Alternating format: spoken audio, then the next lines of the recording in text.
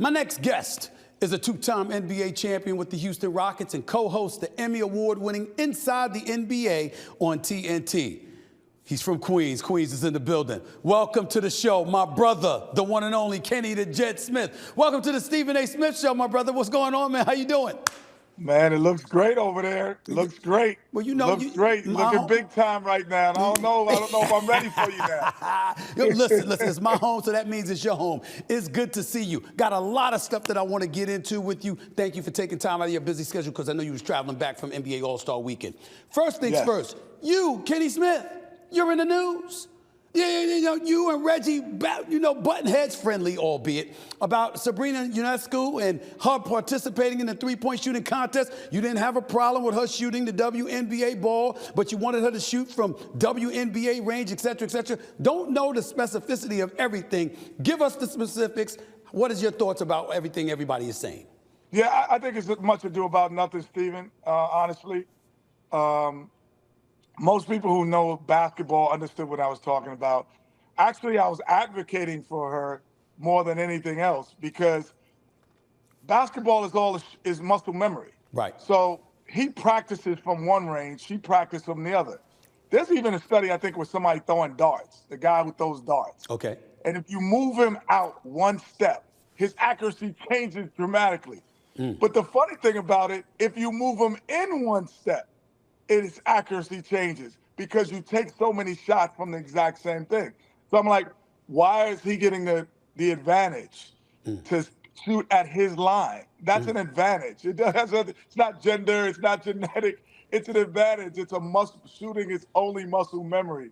And so that's what I don't know, people who don't, actually play the sport don't understand it's all muscle memory. But the second part, I think when Reggie was joking about, oh, so she should play with dolls, because there was a comment, I think, that Sabrina, when she was younger, right, that someone said you should play dolls and stop. My thought, I have daughters. So my thought when I first heard that, I was like, what's wrong with that? You should play with dolls and you could do sports. So I actually said it. Right. Like, you should play with dolls. And I screamed my daughter's names out. London, Kayla, you can play with dolls.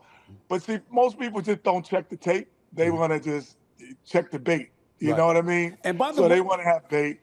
My history and track record it speaks for itself. Well, please. I think in this culture, people, except for you, I got to give it to you. That's why you get in trouble a lot of times. Now, you make some stuff that I cringe too, but you check the tape.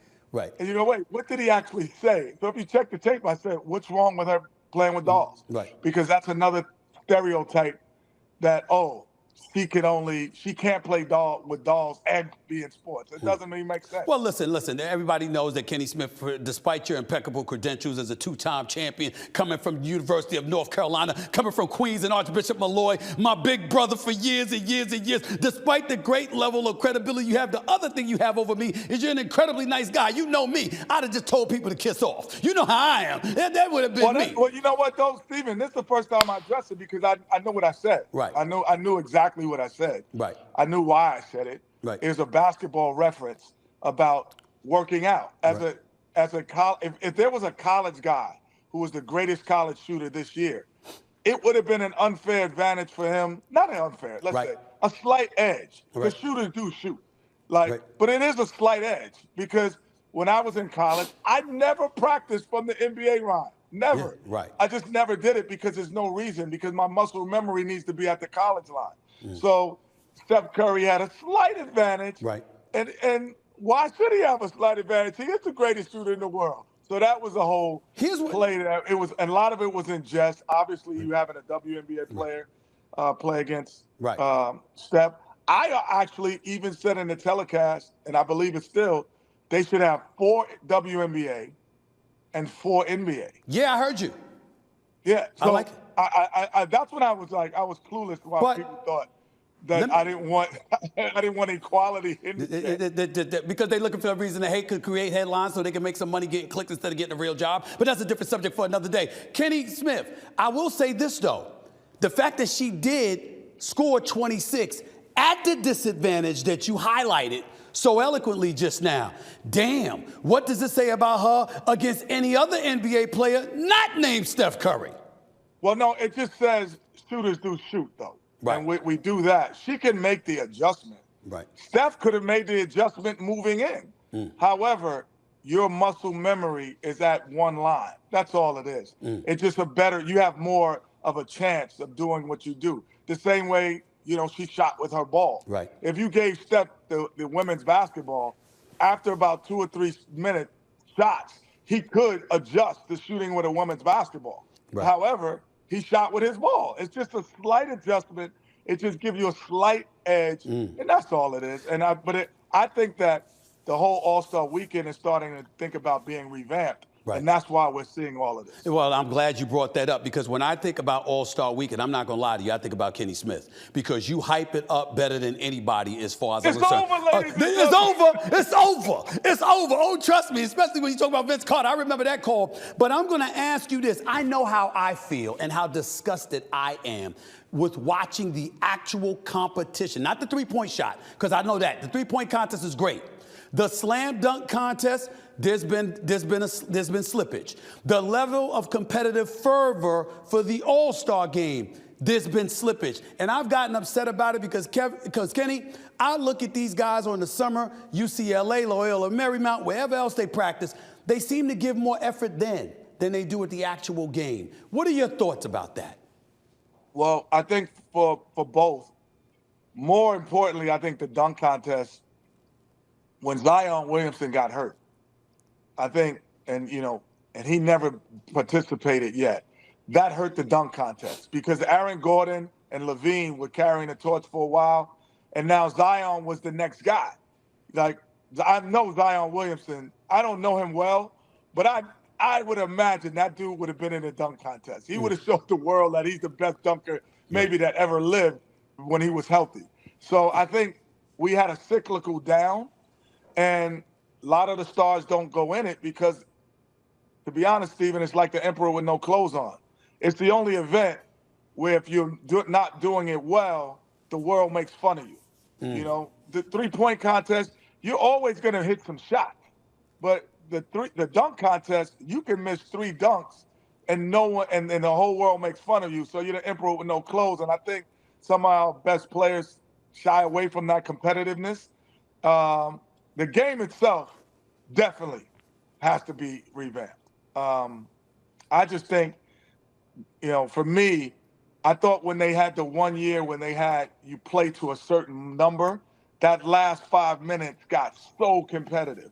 So just make it straight 150 points, winner, halftime is 75, and then we play to 150. Because right now, they're not playing for a goal.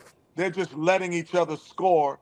And that's not what I don't think that makes it great. We want to see the 24 best players at least put up resistance against each other like a glorified pickup game. Am I wrong? Because my big brother from Queens always checks me. This is why I'm brilliant, because I know I'm not. I listen to people like yourself that help guide me, as you have done for decades. I have sat back and said, all of this stuff, the criticism, I could point to LeBron from years ago not wanting to shoot free throws or whatever the case may be. But this man is on the Mount Rushmore of basketball. He's one of the greatest of all time, one of the greatest ambassadors of the game as well. Nothing but mad respect and adulation for him.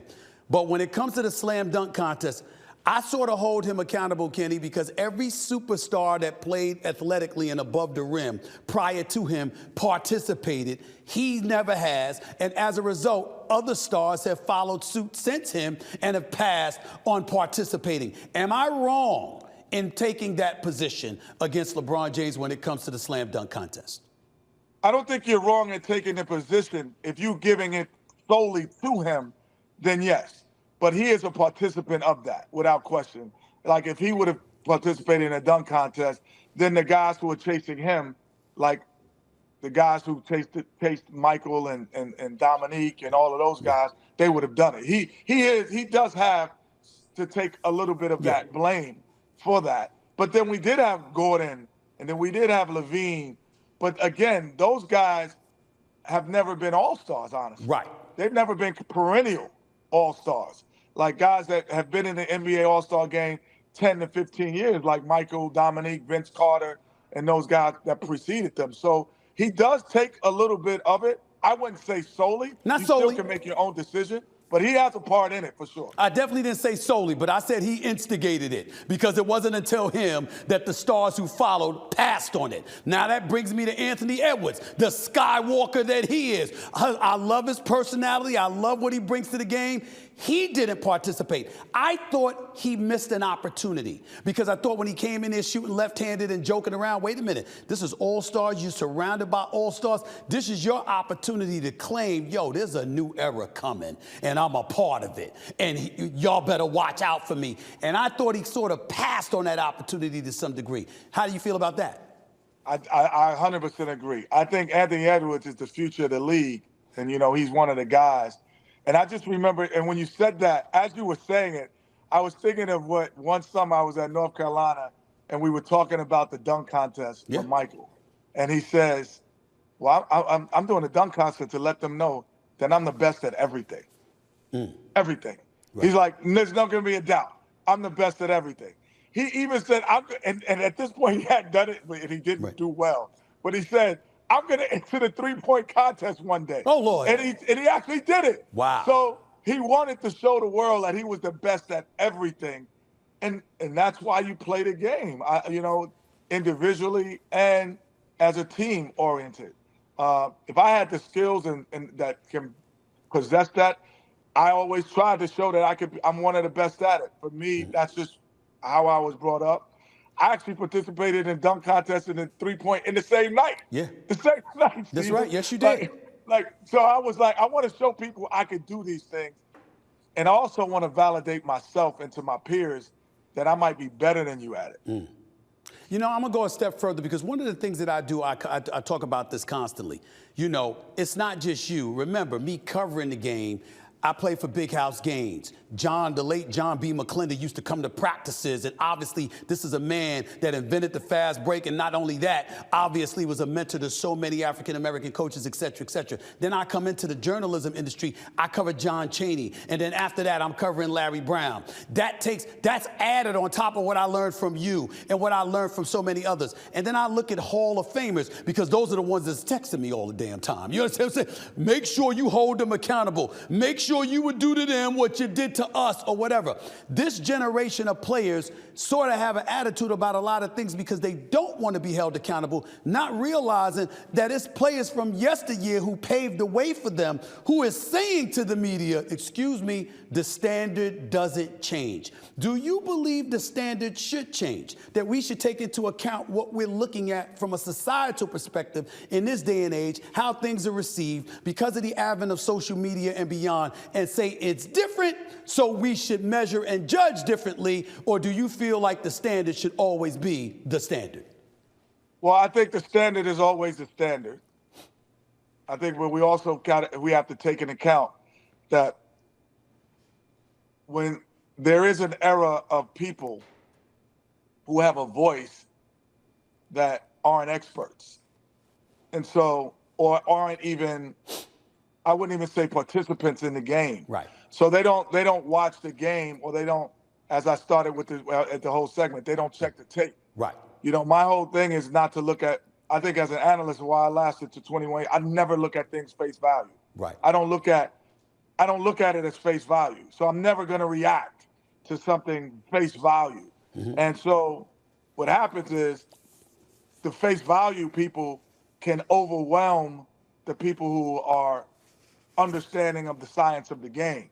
And I think that scares players at times to participate, to compete in not a competitive form like an all-star weekend, a dunk contest, or even a skills challenge, and say I'm gonna shoot left-handed as well, because we have people who have voices, which is fair. Yeah.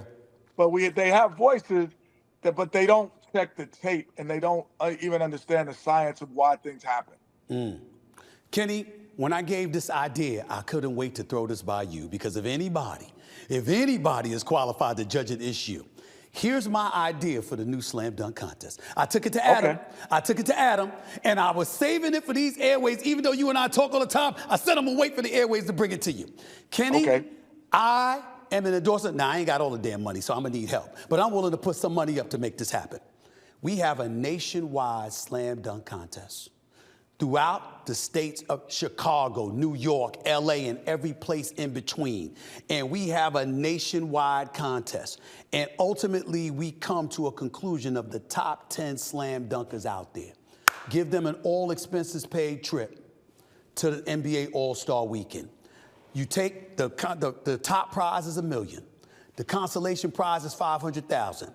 Third place is $100,000. Now, we know we live in a society where people get themselves in trouble for a hell of a lot less. Imagine what that kind of money is going to do for a lot of people, okay? You're talking about big bucks, top 3 prizes for the NBA Slam Dunk Champion. And the players can participate, the NBA All-Stars, by the top 10 stars in terms of votes received, literally sponsoring who they believe will win the slam dunk contest. That will be their involvement, but you're not asking them to dunk. You're asking others who weren't good enough, talented enough, focused enough, disciplined enough, or whatever it is, to participate in the slam dunk contest. You take the creme de la creme. It could be the top 5, it could be the top 10, but you bring them to All-Star Weekend with that first, second, and third place prize, with an NBA player picking one to sponsor on their behalf, saying, I believe this person is going to do it. LeBron, I'm got this guy. Steph, I got this guy. Giannis, I got this guy, etc. And you let them engage in the slam dunk contest, because if you got a G Leaguer that's a back-to-back champion in Mac McClung, you certainly can justify going throughout the streets of America, sponsored and endorsed by the NBA, by people like yourself and me, to bring the top dunkers to All-Star Weekend. What are your thoughts? And if you saw the G League dunk contest with I think it's Cheryl Swoop's son, wow, won, I believe it was, like his dunks was incredible. Yeah. So for me, that's a hell of an idea, first of all. Thank you. But why do we have to get to the point where the NBA contest, dunk contest, can't be NBA guys? Because they don't want it. Like, you know what I mean? There's still something rudimentally not great to me in that sense, that we can't convince our NBA guys to participate in NBA All-Star Weekend when you have the fans of the fans and the stars of the stars in a line, never in a building. Hey, Stephen, even in the Grammys, I don't think you have that many stars. That's right. As you have at NBA All-Star Weekend from football, basketball, everywhere, baseball, music. Like, you don't have that anywhere else except for the Super Bowl. That's the only place that's comparison. And you cannot get the best players who are supposedly the best athletes in the world to do the best. It's an indictment. I love your idea as a separate entity. Right. I would still want to see the best. I want to see Ant-Man. I want to see him in a dunk But I've contest. given up, Kenny. What I'm saying is I've given up on them wanting to participate. I'm saying them wanting to participate.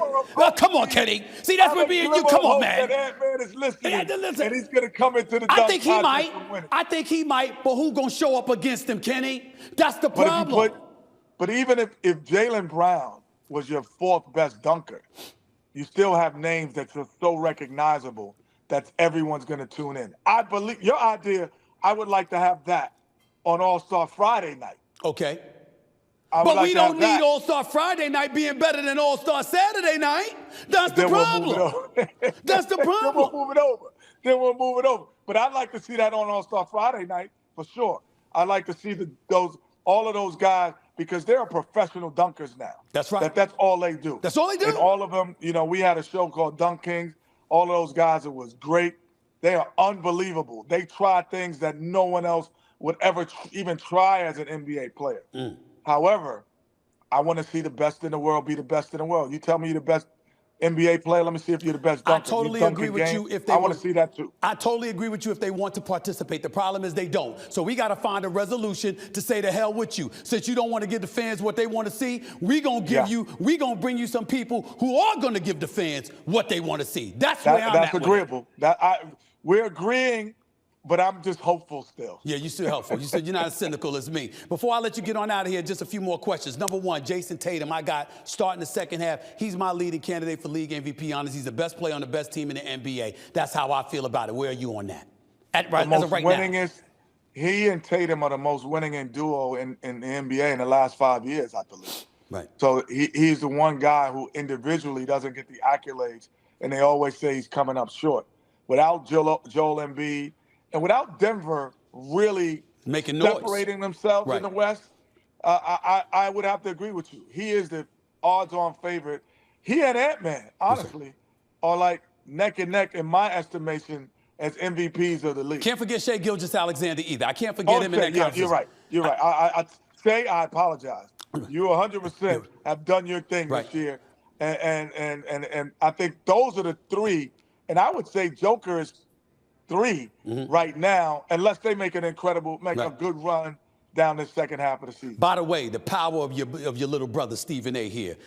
Tatum was 50-1 odds for league MVP last Wednesday. I spoke out on his behalf. Today, he's 25-1.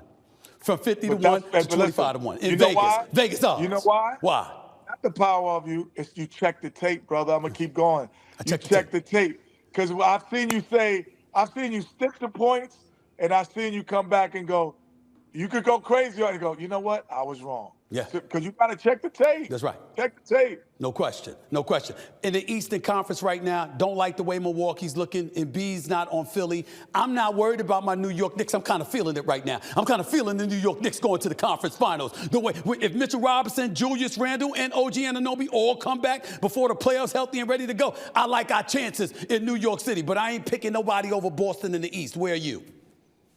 I said the Eastern last week. I said the Eastern Conference Finals will be the New York Knicks and the Boston Celtics. Yeah. Those are the best two teams. They're playing the best. They're playing with the most purpose. And then when the guys come back, they have their system in place. Where I think when you're playing without Joel Embiid, you have to play differently. That's right. The New York Knicks are not playing differently. The Boston Celtics are not playing differently. They're playing the way they got to play even when guys are coming in and out. Right. I think that will dictate. Milwaukee Bucks, new coach, new system. They're playing differently. The Knicks and the Celtics, they're like, no, this is us. Right. You're going to have to beat us. Right. And this is the first year that I could come out of the webs and go, yes, I am a New Yorker too. That's right. That was my first love. I love the fact that Bogdanovich and Burks is there too, because I think they're gonna do big things for the Knicks. But I gotta mea culpa here. I got on you big time. I texted you immediately last year when you picked Miami against the Knicks. It broke my heart. I was like, no. But you were right. I was right though. You were right. I was wrong. You tried to school your little bro. I dropped the ball there. You checked me and you were right. Damn it. That's the way it is. West. You know what's the difference, though, this year, Steven? What's up? At the beginning of the year, I made a comment. I said, I don't know if the Knicks could win the Eastern Conference or be in it because they always walk on the floor and having the second best player. Right. And I was like, you play Milwaukee, they got the second best. You play Philadelphia, they had the second best. Play Boston. True. But Brunson has narrowed the gap much to being the second. Right. You might be the best player, but I'm not far behind you. He's right there. And so now I have talented guys behind me, which surpasses what you might have. So now that's the difference. Is Jalen Brunson? We talk about MVP candidate. Yes, he's in the top 5. He's there. He's in the top 5 of being there. He's just shorting the gap. Maybe he's not Embiid. Maybe he's not Giannis. Right. But when he plays, he makes winning plays that separates the gap. Out west, we see Minnesota. They got the size to go up against Denver and Gobert and Cat, and Anthony Edwards has elevated his play. And obviously, I think it's infused some of that dog in Minnesota that they needed. And we're going to be interested to see what they do there. Oklahoma City, a little bit too young, but Shai Gilgeous, Jalen Williams, and those brothers could play. Got to give them some love. But it's all about Denver out west, at least we thought. And then we saw the Clippers come on strong. And I'm looking at it like this, Kenny. With James Harden having not missed a game, playing all 48, all 49 games since he's arrived in Los Angeles. Russell Westbrook infusing some stuff off the bench. Norman Powell can ball. And Kawhi and Paul George, if they're healthy. I'm looking at the Los Angeles Clippers. Could you imagine, Kenny, if the Los Angeles Clippers end up winning the West their last season at the Crypto.com arena before they move it into Inglewood? This is unbelievable stuff that could happen for them. How legit are the Clippers to you, or is the West about Denver? The Clippers have always been legit, but they've never been able to stay healthy. And now we say Kawhi, because he is the most unique player. It's funny because when he gets hurt and comes back, it's like he's never been hurt. Right. Like most guys take some time to get back. He kind of just jumps right back in it. He is the difference maker. He's still in his prime in terms of being a dominant player. So he separates everything. And you add what you just said, all of those players. The Clippers actually, and my favorite coach in the NBA is Tyronn Lue. No doubt. Because if you think about Tyronn Lue, you've never said this about him. Oh, his team underachieved. Right. Never. At no point you say they lost where they're supposed to lose, right, or they overachieved. They've never got to a point where you say his teams have underachieved, and that's what makes him, to me, a great coach. And Clippers are, the West is just wide open, but the Clippers are still, I think, even surpassed Denver. Wow. Last question for you. What's been going on with you? I know you wrote a book. I know you got your camps coming on out every damn summer, for crying out loud. What you got on your agenda? Because you always got something up your sleeve, man. Man, this summer, you know, I'm doing a lot of fun things. Obviously, like you said, the book Talk of Champions has been out and doing really well. We went #1 for documentary, not documentary, but autobiographies or whatever it was. You know, it's just a great tell-all book about everything I learned from the great people I was around, from Dean Smith to Michael Jordan to Bill Russell to, David Kohler, one from the Kohler family, my friend Guy Oseri, all these great people I didn't realize were in my life. I just wrote stories of what I learned from them, and I just want to give it out. So that's kind of like, I'm still riding that wave. In basketball, you know, I do every level.